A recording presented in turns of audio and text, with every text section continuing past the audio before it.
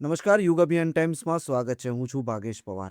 દર્શકો, સ્થાનિક સ્વરાજ્યની ચૂંટણીનું પરિણામ આવી ચૂક્યું છે અને વડોદરા મહાનગરપાલિકાની વાત કરીએ તો ફરી એકવાર ભારતીય જનતા પાર્ટીએ 69 સીટો પર જીત મેળવી છે. આપણે વિજેતા થયેલા ઉમેદવારો સાથે વાતચીત કરી રહ્યા છે અને જાણી રહ્યા છે તેમનું વિઝન શું છે. આજે આપણા ઇન્ટરવ્યૂમાં ઉપસ્થિત છે પૂર્વ શિક્ષણ સમિતિના ચેરમેન અને હાલના હવે જે કોર્પોરેટર બની ચૂક્યા છે વોર્ડ નંબર 7ના એવા આદિત્ય પટેલ આપણી સાથે ઉપસ્થિત છે. સ્વાગત કરીએ છીએ આપણું આદિત્યભાઈ યુગ અભિયાન ટાઈમ્સના. આદિત્યભાઈ, અભિનંદન આપને, કારણ કે શિક્ષણ સમિતિમાં આપે કામ કર્યું એઝ અ ચેરમેન અને ત્યારબાદ હવે પાર્ટીએ તક આપી કોર્પોરેટર બનવાની.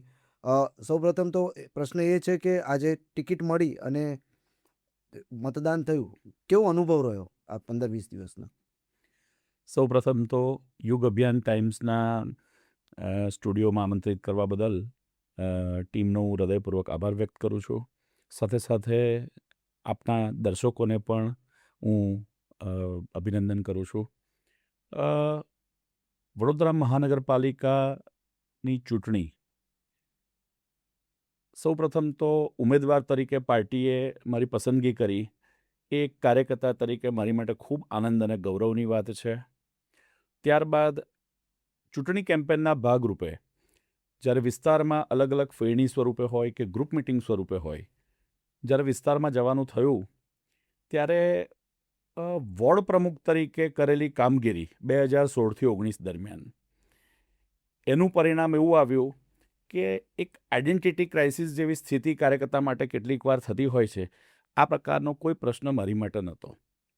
એનું ફક્ત કારણ એટલું જ કે વોર્ડ પ્રમુખ તરીકે અલગ અલગ સંગઠનાત્મક કાર્યક્રમોના માધ્યમથી, રચનાત્મક કાર્યક્રમોના માધ્યમથી લોકોનો સતત સંપર્ક રાખ્યો. એ સંપર્ક દરમિયાન તેમની નાની મોટી સમસ્યાઓ જાણી, એ સમસ્યાઓનું નિરાકરણ કરવાનો એક સંનિષ્ઠ પ્રયાસ કર્યો. એ જે તે સમયના તત્કાલીન કાઉન્સિલરશ્રી હોય, ધારાસભ્યશ્રી હોય કે સાંસદશ્રી હોય, તેમની વિવિધ જનપ્રતિનિધિની ગ્રાન્ટમાંથી લોકોની અપેક્ષાઓ પૂર્ણ કરવાનો એ વખતે મને વોર્ડ પ્રમુખ તરીકે જે અનુભવ અને લાવો મળ્યો, એનું પરિણામ મને સમગ્ર ચૂંટણી પ્રચાર દરમિયાન લોકોએ આશીર્વાદ સ્વરૂપે પાછું આપ્યું અને ઠેર ઠેર અપાર પ્રેમ, હૂંફ અને જનસમર્થન જોવા મળ્યું. અને કેટલીક જગ્યાએ કેટલીક રજૂઆતો પણ આવી જે ખૂબ ધ્યાનથી સાંભળી અને નોંધી છે અને એની પર ચૂંટણી જીતતાની સાથે જ કામ શરૂ થઈ ગયું છે. તો આ 15-20 જે પ્રચાર પ્રસારનો સમય ગુજર્યો, કેવી રીતે દિવસ ગુજરતો હતો? સવારે ફેરણી, બપોરે બીજી અન્ય સંગઠનાત્મક મિટિંગ થતી હોય, રાતે ગ્રુપ મિટિંગ થાય, રાતે બી સાંજે ફેરણી થતી હોય, તો કેવી રીતે બધું પ્લાનિંગ કર્યું હતું વોર્ડમાં? એક કાર્યકર્તા તરીકે પાર્ટીમાં સક્રિય થયા બાદ બૂથ પ્રમુખની જવાબદારી હોય, શક્તિ કેન્દ્ર ઇન્ચાર્જની જવાબદારી હોય, ત્યારબાદ વોર્ડ યુવા મોરચા પ્રમુખની જવાબદારી હોય, વોર્ડ મહામંત્રીની, વોર્ડ પ્રમુખની, શહેર કારોબારી સભ્યની જવાબદારી. આમ અલગ અલગ સંગઠનાત્મક જવાબદારીઓ નિભાવ્યા બાદ આ સમય દરમિયાન અનેક ચૂંટણીઓનો અનુભવ કાર્યકર્તા તરીકે અનુભવ્યો છે. એ પ્રકારનું શિડ્યુલ, કયા પ્રકારની નું વાતાવરણ સર્જન કરવાથી ભારતીય જનતા પાર્ટી તરફ ઝોક વધારી શકાય, એ પ્રકારનો અનુભવ આ વિષયમાં કામે લાગ્યો છે. એટલે ચૂંટણી એક ઉમેદવાર તરીકે પણ કદાચ લોકશાહીનું પર્વ મેં ઉત્સવ તરીકે એન્જોય કર્યું છે. હા, શિડ્યુલ વ્યસ્ત હોવાના કારણે ક્યારેક અપૂરતી ઊંઘ કે થાક અનુભવાય, પરંતુ આનંદ એક અલગ જ પ્રકારનો હોય છે. સતત વ્યસ્ત શિડ્યુલ, પરંતુ કાર્યકર્તાઓની હૂંફ, વિસ્તારના લોકોની હૂંફ અને આપણા સ્વજનો કે જ્યારે આટલા વર્ષની મહેનત પછી કાર્યકર્તાનું સન્માન થયું હોય ટિકિટ સ્વરૂપે, તો આ તમામ બાબતો મળીને એક રોમાંચક અને આનંદદાયક અનુભવ રહ્યો. સૌથી એક મહત્વની મોટી વાત કે મુખ્યમંત્રી એક જ વોર્ડ છે, વોર્ડ નંબર 7માં પધાર્યા હતા. શું વાતો થઈ એ ટાઈમે? આપણા રાત્રિના સમયે અચાનક જ એ પ્રવાસ થયો અને વડોદરા શહેરમાં પધાર્યા હતા. શું વાતચીત થઈ? શું સલાહ સૂચનો મુખ્યમંત્રી આપ્યા? Bharatiya Janata Party, party with the difference કહેવાય છે. આ એનું એક ખૂબ શ્રેષ્ઠ ઉદાહરણ છે કે સ્થાનિક સ્વરાજ્યની ચૂંટણી હોય તો સ્થાનિક લેવલ પર કાર્યકર્તાઓ, ઉમેદવારો અને સ્થાનિક નેતાઓ એ ઉમેદવારને જીતાડવા માટે તો લાગેલા જ હોય. પરંતુ આ ભારતીય જનતા પાર્ટીની ખાસિયત છે કે એક મુખ્યમંત્રી લેવલના વ્યક્તિ એક સામાન્ય કાર્યકર્તાની જેમ પોતાના રાજ્યના કોઈ એક શહેરના કોઈ એક વોર્ડના કાર્યાલયમાં ઉપસ્થિત થાય, કાર્યકર્તાઓ જોડે, ઉમેદવારો જોડે સંવાદ કરે અને તેમનો ઉત્સાહવર્ધન કરવાનો પ્રયાસ કરે. એકદમ બિઝી શિડ્યુલવાળા આ ચૂંટણી પ્રચારના દિવસોમાં આ પ્રકારના શીર્ષ નેતૃત્વનું આપણી વચ્ચે ઉપસ્થિત થવું અને આપણને હૂંફ આપી માર્ગદર્શન આપવું, સકારાત્મક માર્ગદર્શન આપવું, એ એક ભારતીય જનતા પાર્ટીના કાર્યકર્તાઓ માટે નસીબવંતી વાત છે. આદિત્યભાઈ, આ જે મીડિયામાં વચ્ચે જે પ્રમાણે અમે વિડીયોઝ જોયા, અમારી ન્યૂઝમાં પણ એ જ વિડીયોઝ ચાલ્યા હતા, ક્યાંક ને ક્યાંક જૂના જે કંઈ કોર્પોરેટર હતા તેમના લીધે આ વિરોધનો સામનો પણ આપની પેનલે કરવો પડ્યો હતો પ્રચાર પ્રસારણ. તમે શું માનો છો? ભારતીય જનતા પાર્ટીનો કોઈ પણ કાર્યકર્તા હોય કે જનપ્રતિનિધિ હોય, એ સતત લોકસંપર્કના માધ્યમથી કે કાર્યક્રમોના માધ્યમથી લોકો વચ્ચે રહેતો હોય છે, સુખ દુઃખમાં રહેતો હોય છે. પરંતુ ઘણીવાર એવું બને કે કોઈ સોસાયટીના સ્થાનિક બે ચાર આગેવાનો કોઈ નાની મોટી એ લોકોની લોકલ સમસ્યાને લઈને અમારાથી સંપર્કમાં હોય, પરંતુ બાકીના લોકોને એવું લાગે કે અમે ચૂંટણી ફેરણી દરમિયાન જ આવ્યા છે કે ગ્રુપ મિટિંગ દરમિયાન જ આવ્યા છે. એ સિવાય કેટલીક વાસ્તવિક વાત કરું તો કેટલાક એવા પ્રશ્નો કોર્પોરેશન લેવલ પર છે કે જેને હજુ એટેન્ડ કરવાની જરૂર છે.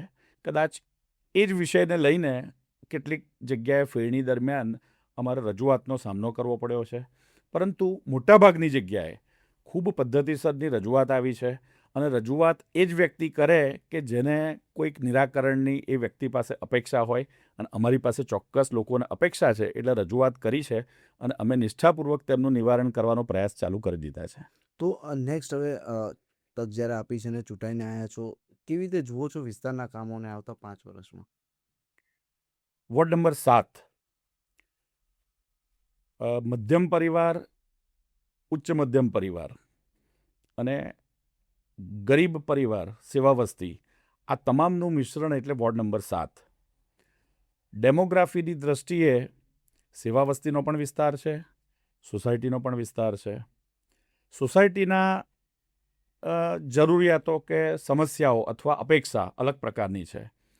જેમ કે મોટાભાગની સોસાયટીઓમાં અમે છેલ્લા કેટલાક વર્ષોમાં નવીન પાણીની લાઈન, ડ્રેનેજની લાઈન અને આરસીસી રોડ, એ રાજ્ય સરકારની 80-20ની જે ગ્રાન્ટ છે કે જેમાં 10% જનભાગીદારી હોય છે અને 10% સ્થાનિક ધારાસભ્યની કે સાંસદની ગ્રાન્ટ હોય છે. આ યોજના હેઠળ અમે સોસાયટી વિસ્તારના લોકોની આશા અપેક્ષા પૂર્ણ કરવામાં ખૂબ સારી રીતે સફળ થયા છે.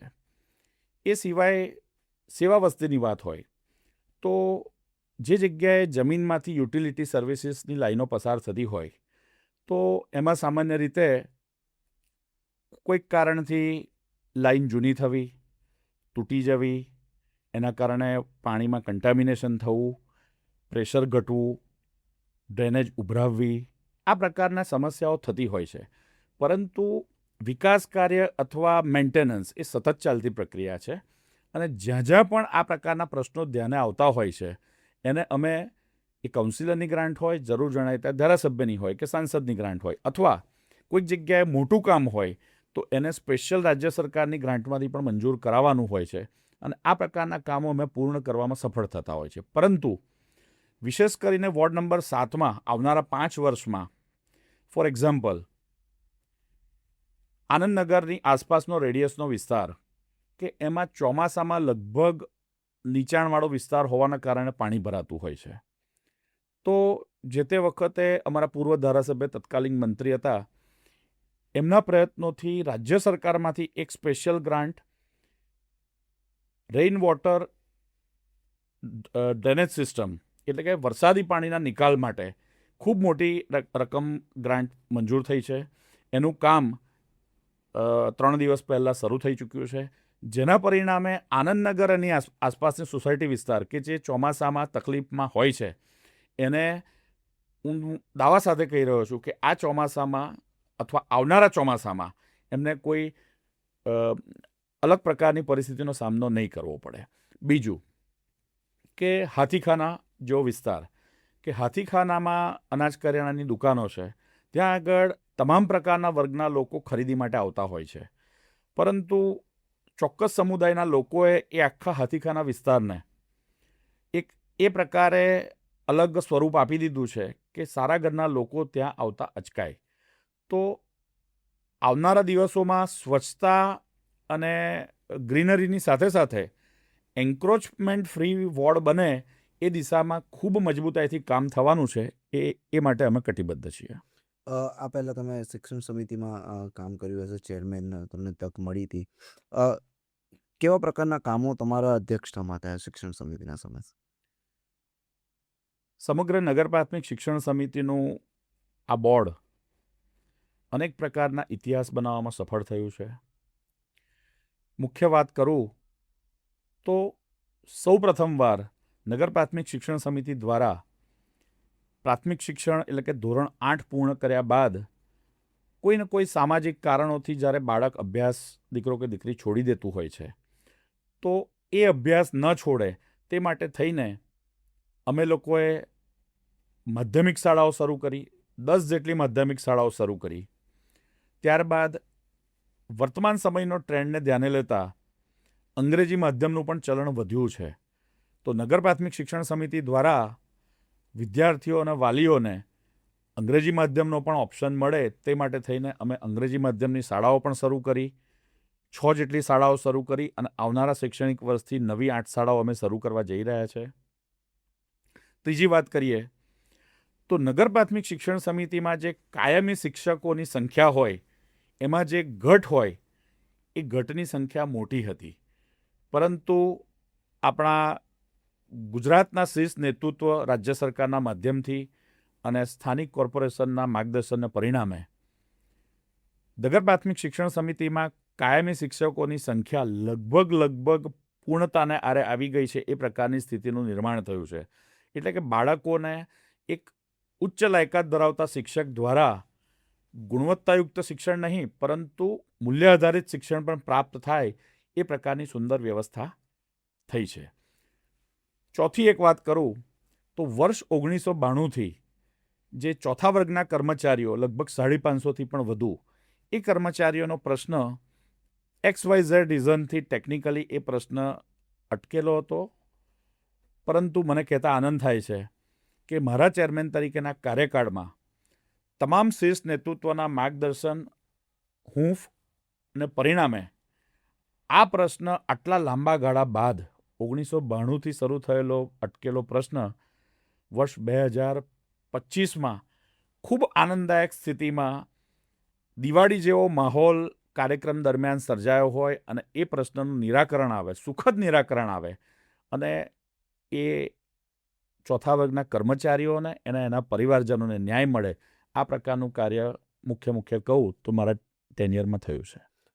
આદિત્યભાઈ, હવે જે બીજી એક અંતિમ એક પ્રશ્ન હું તમને પૂછીશ કે હવે જ્યારે બોર્ડ બનવા જઈ રહ્યું છે, 5 પદાધિકારીઓની નિમણૂક પાર્ટી દ્વારા કરવામાં આવશે, જેમાં મેયર હશે, ડેપ્યુટી મેયર, સ્ટેન્ડિંગ ચેરમેન, નેતા હોય છે શાસક પક્ષના, સાથે સાથે દંડક.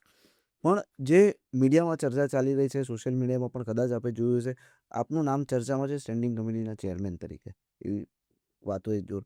કેવી રીતે જુઓ છો જો તક મળે સ્ટેન્ડિંગ કમિટીના ચેરમેન તરીકે, ત્યારે વડોદરા લેવલ પર કામ કરવાનું થશે, તો કેવી રીતે જુઓ છો વડોદરાના ડેવલપમેન્ટને? જો ચેરમેન તરીકે તક મળે, કામ જવાબદારી મળે, તો વડોદરાના વિકાસને કેવી રીતે જુઓ છો?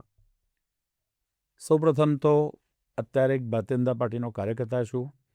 પાર્ટીએ મને ઉમેદવાર બનાવીને મને કાઉન્સિલર બનવાની તક આપી છે અને આજે હું ભારતીય જનતા પાર્ટીનો એક મજબૂત કાઉન્સિલર બની ગયો છું. અત્યારે મારું સમગ્ર ધ્યાન વોર્ડ નંબર 7ના લોકોની સુખાકારીમાં વધારો કઈ રીતે થાય, તેમની સમસ્યાનું નિવારણ કઈ રીતે થાય. વોર્ડ નંબર 7ના અલગ અલગ વિસ્તારમાં કેટલાક વર્ષો જૂના પ્રશ્ન છે જે મારા ધ્યાને છે. એ પ્રશ્નોનું ચાતુર્યનો ઉપયોગ કરીને કાયમી નિવારણ કઈ રીતે આવી શકે, આ પ્રકારના લક્ષ્ય સાથે હું અત્યારે વોર્ડના કાઉન્સિલર તરીકે કામ કરવા માટે અત્યારે મારું સમગ્ર ધ્યાન કેન્દ્રિત કરી રહ્યો છું. રહી વાત મીડિયાના સમાચારની વાત, તો કોઈપણ કાર્યકર્તાએ ફક્ત પાર્ટીની વિચારધારાનો વ્યાપ વધારવા માટેના વિષય પર ધ્યાન કેન્દ્રિત કરવું જોઈએ.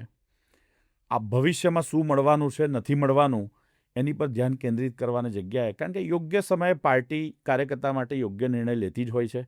એનું જ પરિણામ છે કે શિક્ષણ સમિતિના ચેરમેન તરીકેની જવાબદારીમાં હોવા છતાં પાર્ટીએ મારી ઉમેદવાર તરીકે પસંદગી કરી છે. તો આવનારા કોઈ પણ સમયમાં પાર્ટી જે પણ કંઈ મુખ્ય પદાધિકારી માટેનો નિર્ણય લેશે, તો અત્યારે જેટલા પણ 69 કાઉન્સિલર ભારતીય જનતા પાર્ટીના છે, તમામ કાર્યકર્તાઓ આ પદ માટે લાયક છે, સક્ષમ છે, અને જેને પણ જવાબદારી સોંપવામાં આવે એ વડોદરાના હિતમાં, વડોદરાને સમગ્ર ગુજરાતમાં નંબર 1 બનાવવા માટે થઈને ચોક્કસ કામ કરશે. એટલું જ નહીં, પરંતુ સરકારી સિસ્ટમ પ્રત્યે લોકોનું જે અભિપ્રાય કે એંગલ છે એને બદલવા માટે પણ આ ટીમ કામ કરશે, એવું મારું સ્પષ્ટ માનવું છે. ખૂબ ખૂબ આભાર. આપણે કિંમતી સમય આપ્યો યુગ અભિયાન ટાઈમ્સમાં, અને ફરી એકવાર અભિનંદન પાઠવીએ છીએ કાઉન્સિલર બનવા બદલ, અને આશા રાખીએ છીએ વિસ્તારના લોકોને જે આશા અપેક્ષાઓ છે તે આપ પરિપૂર્ણ કરો કાઉન્સિલર તરીકે. તો આ હતા વોર્ડ નંબર 7થી ચૂંટાયેલા પ્રતિનિધિ ભારતીય જનતા પાર્ટીના આદિત્ય પટેલ, જેઓ શિક્ષણ સમિતિમાં ચેરમેન તરીકે પણ તેમણે કામ કર્યું છે. અને જે પ્રમાણે પ્રચાર પ્રસાર થયો, મતદાન થયું અને મતગણતરી બાદ જ્યારે વિજેતા બન્યા છે અને સંપૂર્ણ પેનલ જ્યારે વોર્ડ નંબર 7માં આવી છે, અને તેમણે આજના ઇન્ટરવ્યૂમાં સામેથી કીધું છે કે ઘણા બધા વિસ્તારોમાં જ્યાં જ્યાં લોકોની રજૂઆતો આવેલી છે એડવાન્સમાં તેમને ખબર જ છે, અને તે પ્રોબ્લેમ્સ પર, સમસ્યાઓ દૂર તેઓ કેવી રીતે કરશે તેના પર હાલ તેમની કામગીરી ચાલી રહી છે. અને આશા અપેક્ષા બંને છે જનતાને પણ કે આદિત્યભાઈ પટેલ વિસ્તારમાં સારા એવા વિકાસના કામો પણ કરશે અને લોકોની સમસ્યાઓને પણ દૂર કરશે. વધુ વિગતો માટે જોતા રહો યુગ અભિયાન ટાઈમ્સ.